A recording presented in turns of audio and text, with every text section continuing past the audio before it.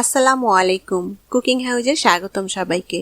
আজ তৈরি করব মসুরের ডাল এবং ডিম দিয়ে দারুণ মজাদার একটি নাস্তার রেসিপি, মসুর ডাল আর ডিমের অমলেট। মসুরের ডাল আর ডিমের এই নাস্তাটি একবার খেলে বারবার খেতে ইচ্ছা করবে, আর এটা খেতে এতটা টেস্টি হয় যে একবার না বানিয়ে খেলে বুঝতেই পারবেন না। তাহলে চলুন রেসিপিটি দেখে নেই। আমি এখানে হাফ কাপ পরিমাণ মসুরের ডাল পানিতে ভিজিয়ে রেখেছিলাম 1 ঘন্টা মতো। এতে করে মসুরের ডালটা অনেক নরম হয়ে গিয়েছে। মসুরের ডালটা কয়েকবার পানি চেঞ্জ করে ভালোভাবে ধুয়ে পরিষ্কার করে নিয়েছি, আর ডাল থেকে পানিটা ভালোভাবে ঝরিয়ে নিতে হবে। এখন এই ডালের মধ্যে দিয়ে দেব আদা কুচি। এখানে 1 চা চামচ পরিমাণ আদা কুচি বাটা হবে, সেই পরিমাণ মতো করেই আদা কুচিটা দিয়ে দিলাম। আর দিয়ে দেব ছোট একটা রসুনের কোয়া। কয়েকটা কাঁচামরিচ দিয়ে দেব। মরিচের পরিমাণটা যে যেমন ঝাল খেতে পছন্দ করেন সে অনুযায়ী দিয়ে দিতে হবে।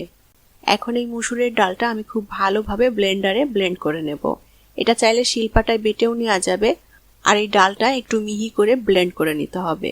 তাহলে এই ডাল আর ডিমের অমলেটটা খেতে খুবই ভালো লাগবে। আমি মসুরের ডালটা ব্লেন্ডারে খুব ভালোভাবে ব্লেন্ড করে নিয়েছি, আর এই ডালটা আমি একটু মিহি করে ব্লেন্ড করে নিয়েছি। এখন এই ডালের মধ্যে দিয়ে দেব ডিম। আমি এখানে 2টা ডিম নিয়েছি, আর এখানে চাইলে ডিমের পরিমাণ আরো বাড়িয়ে নেওয়া যায়, তবে আমি যে পরিমাণে ডালটা নিয়েছি এর জন্য 2টা ডিমই যথেষ্ট। এখন এর মধ্যে দিয়ে দেব হাফ কাপ পরিমাণ পেঁয়াজ কুচি। পেঁয়াজটা একটু মিহি কুচি করে নিয়েছি। ধনিয়া পাতা কুচি দিয়ে দেব, আর দিয়ে দেব 1 চা চামচ পরিমাণ ভাজা জিরা এবং ধনিয়া গুঁড়া। স্বাদ মতো লবণ দিয়ে দেব। আর এখানে আমি ডালের সাথে আগে যেহেতু কাঁচামরিচ, আদা এবং রসুন একসাথে ব্লেন্ড করে নিয়েছি, তাই আলাদা করে এগুলো আর দেওয়ার প্রয়োজন নেই। এখন ডালের সাথে ডিম এবং অন্যান্য মশলা ভালোভাবে নেড়ে মিশিয়ে নেব। ঘরোয়া উপকরণ দিয়েই মসুরের ডাল আর ডিমের এই অমলেটটি তৈরি করে নিতে পারেন, আর এটা খেতে খুবই মজার। বাসায় অবশ্যই রেসিপিটি ট্রাই করে দেখবেন, খুবই ভালো লাগবে।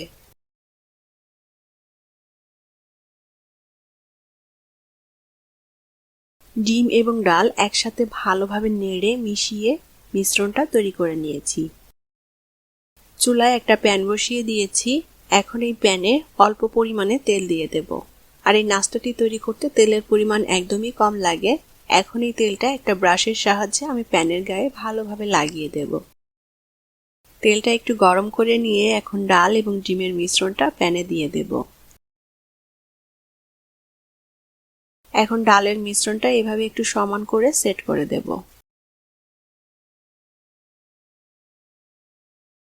চুলার আঁচ একেবারে অল্প করে দিয়ে এবার ঢাকনা দিয়ে ঢেকে দেব।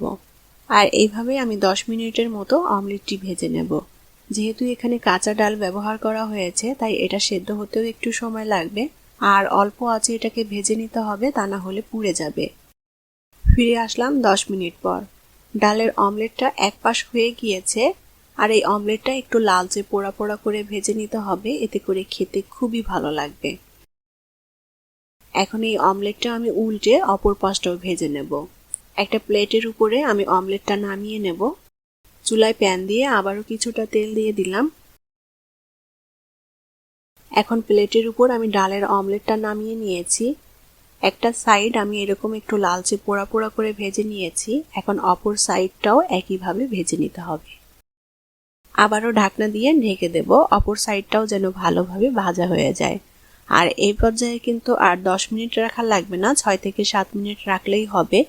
ডালটা কিন্তু অলরেডি ভালোভাবে সেদ্ধ হয়ে গিয়েছে আর শক্তও হয়ে গিয়েছে।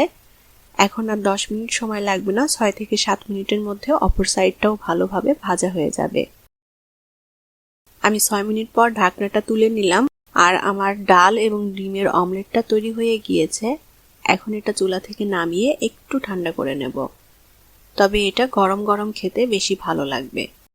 আমি ডাল এবং ডিমের অমলেটটা প্লেটে নামিয়ে নিয়েছি, আর সামান্য একটু ঠান্ডা করে নিয়েছি। এখন ডালের এই অমলেটটা আমি ছোট টুকরো করে কেটে পরিবেশন করব। এটা আপনাদের পছন্দ মতো সাইজ করে কেটে নিতে পারেন।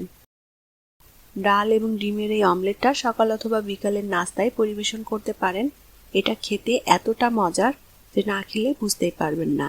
বাড়িতে অবশ্যই রেসিপিটি ট্রাই করে দেখবেন, সবাই ভীষণ পছন্দ করবে। আশা করি আমার আজকের রেসিপি আপনাদের ভালো লেগেছে। আর আমার রেসিপিটি যদি আপনাদের ভালো লেগে থাকে তাহলে প্লিজ ভিডিওটি শেয়ার করবেন এবং লাইক কমেন্ট করে জানাবেন কেমন লাগলো। ভালো থাকবেন সবাই। আজকের মতো বিদায় নিচ্ছি। আল্লাহ হাফেজ।